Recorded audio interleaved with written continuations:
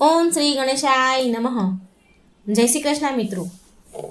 4 ફૂલોની વાર્તા. શિવ પાર્વતીની કથા છે. ખૂબ જ સરસ કથા છે, આપણા જીવનને લગતી જ કથા છે મિત્રો. આ કથા સાંભળીને તમને ઘણું બધું સમજાઈ જશે કે આપણે ક્યાં ભૂલ કરીએ છીએ, આપણા જીવનમાં શું થઈ રહ્યું છે. તો આ શિવ પાર્વતી સંવાદ પૂરા ધ્યાનથી સાંભળજો. વિડીયો સારો લાગે તો લાઈક અને શેર જરૂર કરજો અને આ ચેનલને સબસ્ક્રાઈબ પણ જરૂર કરી દેજો. કમેન્ટ બોક્સમાં ભગવાનનું નામ પણ જરૂર લખજો. ઓમ નમઃ શિવાય. માં પાર્વતીની જય. પાર્વતીજી શંકર ભગવાનને 2 પ્રશ્ન પૂછે છે. એમાં પહેલો છે કે મનુષ્યો વિપત્તિઓમાં કેમ ફસાય છે, અને બીજો પ્રશ્ન છે કે કેવો ગુણ માણસને ધનવાન બનાવે છે. તો એકવાર શંકર ભગવાન અને પાર્વતીજી ભ્રમણ કરી રહ્યા હતા. તે સમયે પાર્વતીની નજર એક ગરીબ ઉપર પડી. તે ગરીબ માણસ શંકર ભગવાન અને પાર્વતીજી જ્યાં ચાલી રહ્યા હતા ત્યાં સામેથી આવી રહ્યો હતો. તે ગરીબ માણસ જોઈને માં પાર્વતીજી શંકર ભગવાનને કહે છે કે પ્રભુ, તમે તો બધાના જ દુઃખ દૂર કરો છો. જુઓ, સામે પેલો ગરીબ દુઃખી માણસ આપણી તરફ આવી રહ્યો છે.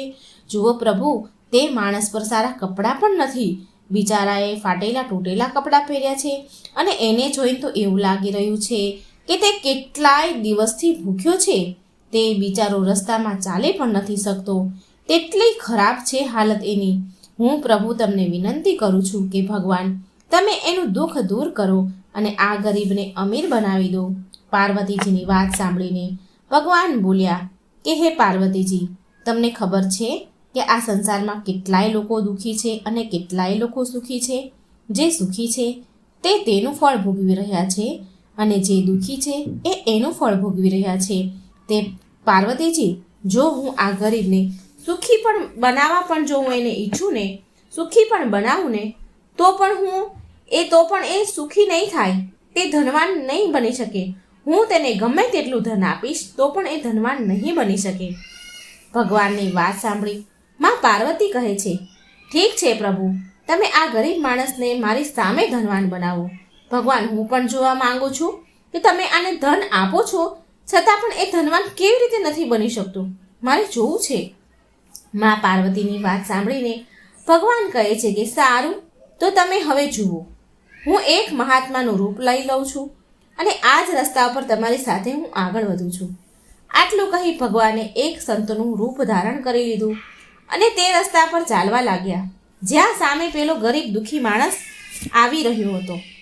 અને જ્યારે ભગવાન તે માણસ સામે આવ્યા ત્યારે તે દુઃખી માણસ માં પાર્વતીને અને તે સંતને પ્રણામ કરે છે.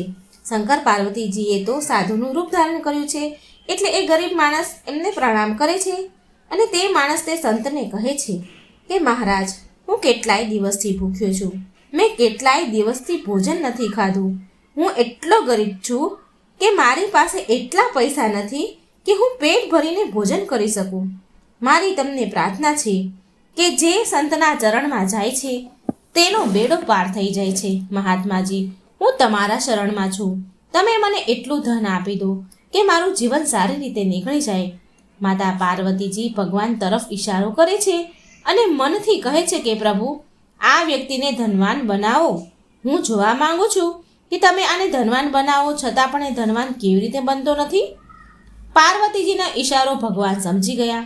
શંકર ભગવાને તે ગરીબ વ્યક્તિને 4 ફૂલ આપ્યા અને તે દુઃખી માણસને કહ્યું કે તને જ્યારે પણ ધનની જરૂર હોય ને ત્યારે તું તારા હાથમાં એક ફૂલ લેજે અને તે ફૂલની પાંખડીને અલગ અલગ કરી લેજે અને રસ્તામાં એક ફૂલની પાંખડી વેરતો જજે.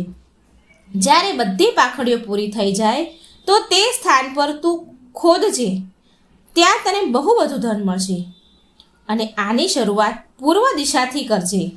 જ્યારે તને ધનની જરૂર હોય ત્યારે તારે પહેલાં પૂર્વ દિશા તરફ જવાનું છે અને જો તો પણ તને ધનની તારી ઈચ્છા પૂરી ન થાય, તારું મન ન ભરાય, તો પાછું બીજું ફૂલ લેજે.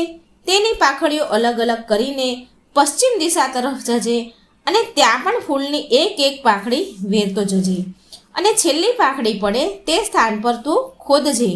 ત્યાં પણ તને બહુ બધું ધન મળશે અને તો પણ તારું મન ધનથી ન ભરાય તો ત્રીજું ફૂલ લેજે અને ત્રીજા ફૂલની પાંખડી પણ અલગ અલગ કરી લેજે અને ઉત્તર દિશા તરફ જજે. અને તેની છેલ્લી પાંખડી પડે ત્યાં ખોદજે, ત્યાં પણ તને બહુ બધું ધન મળશે અને પછી તારી સમસ્યાનું સમાધાન થઈ જશે. પણ અને એક વાતનું ધ્યાન રાખજે કે આ પ્રમાણે તારે 3 ફૂલ વપરાઈ જશે અને માત્ર એક જ ફૂલ વધશે, ચોથું. પણ એ વાતનું ધ્યાન રાખજે કે તું ચોથા ફૂલને લઈને ક્યારેય દક્ષિણ દિશા તરફ ન જતો. જો તું ચોથું ફૂલ લઈને દક્ષિણ દિશા તરફ ગયો તો તને ભારે નુકસાન થશે અને તારું જીવન ફરી દુઃખમાં પરિવર્તન થઈ જશે. આમ ભગવાન તે ગરીબ માણસને 4 ફૂલ આપી દે છે અને પછી પાર્વતીજી સાથે આગળ વધી ગયા. હવે આ 4 ફૂલમાંથી એક ફૂલ એ દુઃખી વ્યક્તિએ વિચાર્યું અને એ 4 ફૂલ જોડે રાખે છે અને વિચારે છે કે હું આમાંથી એક ફૂલ લઈને પૂર્વ દિશા તરફ જાઉં અને મારું જીવનને હું ધનથી ભરી દઉં, ધનથી બધું બહુ પૈસાવાળું થઈ જાઉં. એમ વિચાર કરીને એ વ્યક્તિ એક ફૂલ હાથમાં લઈને તેની પાંખડીએ તોડી નાખી અને પૂર્વ દિશા તરફ એક એક પાંખડી વેરતો ગયો અને છેલ્લી પાંખડી જ્યાં પડી ત્યાં તેણે ખોદ્યું તો તેને ત્યાંથી બહુ બધું ધનનો ખજાનો મળ્યો. તે ખજાનાને મેળવીને તે દુઃખી વ્યક્તિ તો ખુશ થઈ ગયો અને વિચારવા લાગ્યો કે હવે તો મારા જીવનમાં સારા દિવસ આવશે, મારી પાસે ધનની કોઈ કમી નહીં હોય. હવે ફરી તે વિચારે છે કે આ ખજાનાને એક બાજુ મૂકીને બીજું ફૂલ લઈને પશ્ચિમ દિશા તરફ જાઉં અને ત્યાંથી મને બીજું ધન મળશે, તે બધું ધન લઈને હું ઘરે ચાલ્યો જઈશ. આવી રીતે ગરીબ વ્યક્તિ પહેલા ફૂલથી મળેલા ખજાનાને એક જગ્યા પર ખાડો ખોદીને મૂકી દે છે અને બીજું ફૂલ હાથમાં લઈને તેની પાંખડીઓ અલગ અલગ કરી અને પાછો તે લઈને પશ્ચિમ દિશા તરફ એક એક પાંખડી નીચે પાડતો જાય છે અને જ્યાં છેલ્લી પાંખડી પડી ત્યાં તેણે ખોદ્યું તો ત્યાં તેને બહુ બધું ધન મળ્યું, મોટો ખજાનો મળ્યો અને હવે તે દુઃખી વ્યક્તિ ખુશીને મારે તો પાગલ થાય છે. તે વિચારે છે કે હવે મારા જેટલો ધનવાન બીજો આ દુનિયામાં કોઈ નહીં હોય, છતાં પણ તેને એટલા ધનથી સંતોષ ન થયો અને ફરીથી તે વિચારે છે કે હું આ ધનને પહેલા ફૂલની મળેલા ખજાનાની જેમ ફરી છુપાઈ દઉં અને ત્રીજું ફૂલ લઈને ફરી હું ઉત્તર દિશા તરફ જઈશ અને ત્યાં પણ જે ધન મળે એ બધું લઈ લઈશ, બધું ભેગું કરીને પછી હું ઘરે ચાલ્યો જઈશ. આમ તે બીજું ફૂલ હતું જે બીજા ફૂલથી ધન મળ્યું હતું એ પણ એને સુરક્ષિત જગ્યા પર મૂકી દીધું અને આમ વિચાર કરી તે ગરીબ વ્યક્તિ ત્રીજું ફૂલ હાથમાં લે છે અને તે ફૂલની પાંખડીઓ અલગ અલગ કરે છે અને તે ઉત્તર દિશા તરફ ચાલવા લાગે છે. તે ઉત્તર દિશામાં એક એક ફૂલની પાંખડી વેરતો જાય છે, પાડતો જાય છે અને છેલ્લી પાંખડી વધે છે તો તે ત્યાં ખોદે છે. ત્યાં પણ તેને બહુ બધું સારું ધન મળ્યું, ખૂબ ખજાનો મળ્યો, સોના હીરા મોતી ઝવેરાત બહુ મળ્યું. હવે તો તે વ્યક્તિનું ખુશીનું કોઈ ઠેકાણું ન રહ્યું. એ તો ખુશીના મારે નાચવા કૂદવા લાગ્યો અને મનમાં વિચાર કરે છે કે મારા જેટલો ધનવાન આ સંસારમાં કોઈ નથી, મારી પાસે પુષ્કળ ધન ભેગું થઈ ગયું છે. હવે તો હું જે ચાહીશ એ બધું જ કરીશ, બધી જ મારા સપનાઓ મારી ઈચ્છાઓ હું પૂરી કરીશ. હવે મેં 3 ફૂલોને તો વાપરી લીધા છે, પણ ક્યાંક આ ચોથું ફૂલ ખોવાઈ ન જાય. ચાલ આને પણ હું વાપરી જ લઉં. મને પેલા મહાત્માજીએ તો ના પાડી હતી કે આ ચોથા ફૂલને દક્ષિણ દિશા તરફ લઈને ન જતો, પણ મારે તો હજી વધારે ધનવાન બનવું છે, મારે તો હજી ધન જોઈએ છે. હું તો જરૂર આ ફૂલ પણ વાપરી જ લઉં. પછી ત્રીજા ફૂલથી જે ધન મળ્યું એ પણ તેને સુરક્ષિત જગ્યાએ મૂકી દીધું. 3 ફૂલનું જે ધન મળ્યું એ બધું જ એણે સાચવીને સુરક્ષિત જગ્યાએ મૂકી દીધું. આમ તેને ધનની વધારે ને વધારે લાલચ લાગી.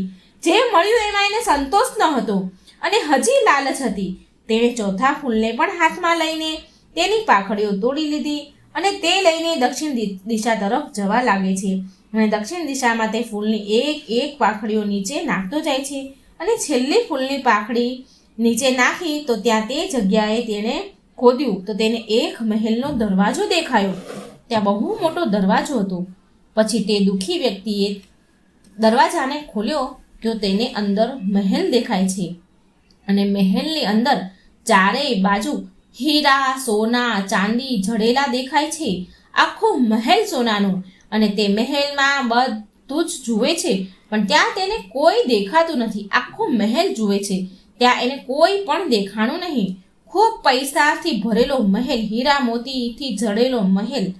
અને તે ગરીબ વ્યક્તિ વિચારે છે કે આ કેટલો સુંદર હીરાનો, સોનાના, ચાંદીનો જડેલો મહેલ છે. નક્કી તે મહાત્માએ આ મહેલને તેના માટે જ રાખ્યો હશે, એટલે જ તે મહાત્મા મને આ ચોથું ફૂલ વાપરવાની ના કહેતા હતા કે આ ચોથા ફૂલને લઈને તું દક્ષિણ દિશા તરફ ન જતો. જરૂર એ મહાત્માને લાલચ હતી, પણ હું કેવી રીતે માનું?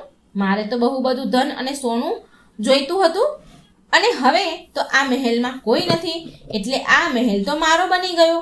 આ મહેલમાં જેટલા પણ હીરા, સોના, ચાંદી ભરેલા છે, જે ભંડાર છે, એ બધા જ મારા છે. હવે મારાથી મોટો ધનવાન કોઈ નથી. હવે હું આખું એ જીવન સુખ શાંતિથી જીવીશ, સુખ ભોગવીશ. મિત્રો જુઓ, ભગવાન શંકર પાર્વતીજીને કહે છે કે જુઓ પાર્વતીજી, મેં તમને કહ્યું હતું ને કે હું તેને ધનવાન બનાવવા માંગીશ, તો પણ એ વ્યક્તિ ધનવાન નહીં બને. તમે જીદ કરી હતી, માટે એ 4 ફૂલ મેં એને આપ્યા હતા. અને જો મેં એ વ્યક્તિને ના કહી હતી કે તું ચોથું ફૂલ લઈને દક્ષિણ દિશામાં ન જતો, પણ આ વ્યક્તિએ મારી વાત માની નહીં અને ચોથા ફૂલને લઈને દક્ષિણ દિશામાં પહોંચી ગયો છે. ચોથું ફૂલ લઈને હવે તમે જોયા કરશો કે આગળ શું થાય છે. તમે મારી વાત માનતા નહોતા ને, પણ હવે આગળ જુઓ તમે. હવે એ ગરીબ વ્યક્તિ મહેલમાં થોડો આગળ વધ્યો, એટલે તેને મહેલના એક રૂમમાં અવાજ આવ્યો. એટલે તે માણસ જોવા માટે તે રૂમમાં ગયો. ત્યાં તે જુએ છે કે એક માણસ ત્યાં ઘંટી ચલાવતો હતો, દળવાનું કામ કરતો હતો. એટલે આ ગરીબ માણસ તે ઘંટી ચલાવવા વાળાને સવાલ કરે છે કે તમે આ મહેલમાં ઘંટી કેમ ચલાવી રહ્યા છો? આ મહેલનો માલિક કોણ છે? આ દુઃખી માણસની વાત સાંભળી તે ઘંટી ચલાવવા વાળો કહેવા લાગ્યો કે હું તમને મારા પ્રશ્નના ઉત્તર આપીશ, એક શરત પર આપીશ. જો તું મારી જગ્યા પર થોડી વાર માટે ઘંટી ચલાવીશ, તો હું ઘણા સમયથી ઘંટી ચલાવી રહ્યો છું, માટે હું થાકી ગયો છું. થોડી વાર મને આરામ કરવા દે. અને પછી તે ગરીબ વ્યક્તિ તેની શરત માને છે અને તેને કહે છે કે તમે હટી જાઓ, હું તમારી જગ્યાએ ઘંટી ચલાવીશ, પણ તમે મારા પ્રશ્નનો ઉત્તર આપો. પછી તે દુઃખી વ્યક્તિ ગરીબ માણસ એ ઘંટી ચલાવવાના સ્થાન પર આવી જાય છે અને ઘંટી ચલાવવા લાગે છે. અને જે પેલો માણસ હતો, જે પહેલેથી જ ઘંટી ચલાવી રહ્યો હતો, તે દૂર જઈને ઊભો રહી જાય છે અને કહે છે કે પૂછે છે, હવે તારા બધા પ્રશ્નના હું જવાબ આપું છું, સાંભળ. ત્યારે તે દુઃખી માણસ તેને પૂછે છે કે મને કહો કે આ મહેલનો માલિક કોણ છે અને તમે અહીં ઘંટી કેમ ચલાવી રહ્યા છો? અને ત્યારે તે પેલો ઘંટી ચલાવવાવાળો જે માણસ હતો, એ દુઃખી માણસ એ ગરીબ માણસને કહે છે કે મને એક સંતે 4 ફૂલ આપ્યા હતા અને મને ચોથું ફૂલ લઈને દક્ષિણ દિશા તરફ આવવાની મને ના પાડી હતી, પણ હું વધારે ધન મેળવવાના લોભમાં મેં એમની વાત માની નહીં. જે મને પેલા 3 ફૂલ ધન પેલા મને 3 ફૂલથી ધન મળ્યું હતું, તે મેં ગુમાવી દીધું. અને હું તારી જેમ જ અતિશય ધન મેળવવાની લાલચમાં આ મહેલમાં આવી ગયો, ચોથું ફૂલ વાપરી. અને આ મહેલનો માલિક તે જ છે જે આ ઘંટી ચલાવે છે. અને જેવું જ આ ઘંટી ચલાવવાની બંધ થશે, આ ઘંટી બંધ થશે, તેવો જ આ મહેલ ભાંગી પડશે અને તું આ મહેલમાં જ દટાઈ જઈશ અને મરી જઈશ. મારી પહેલાં કોઈ બીજો લાલચી વ્યક્તિ હતો જે આ ઘંટી ચલાવી રહ્યો હતો, અને મેં પણ તારી જેમ જ તે સંતની વાતને ન માની અને હું અહીં આવી ગયો. તું તારી લાલચમાં અહીં આવી ગયો. હવે તારી અને મારી જેમ કોઈ ત્રીજો લાલચમાં અહીં આ મહેલમાં આવશે અને તારી જગ્યાએ ઘંટી ચલાવશે, ત્યારે જ તું અહીંથી છૂટીશ, ત્યારે તું અહીંથી આઝાદ થઈ શકીશ. જો તું આ ઘંટી બંધ કરવાની કે અહીંથી ભાગવાની કોશિશ કરીશ, જેવી જ આ ઘંટી બંધ થશે તો એવો જ આ મહેલ પડી જશે અને તું આ મહેલની અંદર દટાઈને મરી જઈશ. ધ્યાન રાખજે, આ ઘંટી થોડી વાર માટે પણ બંધ થવી ન જોઈએ. જ્યાં સુધી બીજો માણસ લાલચમાં આવશે અહીં, ત્યારે તું આ સ્થાન પરથી તેને ઘંટી ચલાવવા દેજે, તો જ તું અહીંથી છૂટીશ. અને પછી તે દુઃખી વ્યક્તિને બહુ જ પછતાવો થયો કે મેં પેલા સંતની વાત ન માની, તેનું સન્માન ન કર્યું અને બહુ ધનની લાલચથી હું અહીં ફસાઈ ગયો. મારા 3 ફૂલોનું મળેલું ધન પણ મેં ગુમાવી દીધું. શંકર ભગવાન કહે છે કે જુઓ પાર્વતી, માણસ તેના જ કર્મનું ફળ ભોગવે છે. આ મનુષ્ય લોક ધરતી પર માણસ માત્ર તેના પૂર્વજન્મના ફળથી જ અમીર અને ગરીબ બને છે. મેં તમને પહેલેથી જ કહ્યું હતું કે હું આ માણસને ધનવાન બનાવીશ તો પણ તે નહીં બની શકે અને હું તમારી જીદ આગળ મજબૂર થઈ ગયો અને મેં આને ધનવાન બનાવવા માટે કોશિશ પણ કરી. શંકર ભગવાન પાર્વતીજીને કહે છે કે તમારે 2 પ્રશ્ન હતા ને, કે માણસ વિપત્તિમાં કેવી રીતે ફસાય છે અને બીજો પ્રશ્ન કે કયો ગુણ માણસને ધનવાન બનાવે છે. તો બંને પ્રશ્નોના ઉત્તર સમજી લો કે જે લાલચી પ્રકારના માણસ હોય છે તે વધારે પામવાની લાલચમાં જે તેની પાસે હોય છે ને તે પણ ગુમાવી દે છે અને તેમાં જીવનને દુઃખોથી ભરી દે છે અને આખું જીવન દુઃખમાં જ જીવે છે અને રોયા કરે છે. અને પાર્વતીજી, માણસને ધનવાન બનવું છે તો ધન બચાવવાનો સૌથી મોટો સારો ઉપાય એ છે કે પોતાના ખર્ચ પર નિયંત્રણ કરવું અને જેટલું કમાવું જરૂરી છે તો તેટલું બચાવવું પણ જરૂરી છે. જે પોતાનું ધન બચાવવાનું જાણે છે તે વ્યક્તિને જિંદગીભર કોઈ સામે હાથ ફેલાવવાનો વારો નથી આવતો અને આસાનીથી એ જીવન જીવી શકે છે. આવા લોકો તેની મુશ્કેલીના સમયમાં આસાનીથી તેનું જીવન જીવી લે છે. અને તમારા બીજા પ્રશ્ન અનુસાર લક્ષ્મીને ચંચળ મનાય છે, માટે પૈસાનો ઉપયોગ સાચવીને કરવો જોઈએ. જે માણસ પૈસાને પાણીની જેમ વાપરે છે તો તે માણસને એક દિવસ હેરાની, પરેશાની, મુસીબતોનો સામનો કરવો પડે છે.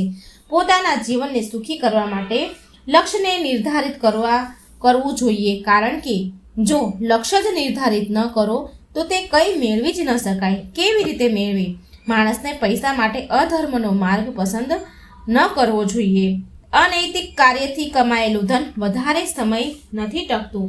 ધનથી, પૈસાથી માણસનું માન સન્માન વધે છે, માટે પોતાની કમાણીનો થોડો ભાગ દાન, ધર્મ, પુણ્ય માટે નીકાળવો જોઈએ. આનાથી જરૂરિયાતમંદ લોકોને મદદ મળે છે અને આ પુણ્યથી મા લક્ષ્મીની કૃપા સદાય આપણા ઉપર વરસે છે. તો મિત્રો, આ હતી ભગવાન શિવ પાર્વતીની કથા. જો મિત્રો તમને આ કથા સારી લાગે તો ચેનલ લાઈક કરજો, ચેનલને સબસ્ક્રાઈબ જરૂર કરજો, વિડીયોને લાઈક પણ જરૂર કરજો. જય શ્રી કૃષ્ણ. રાધે રાધે.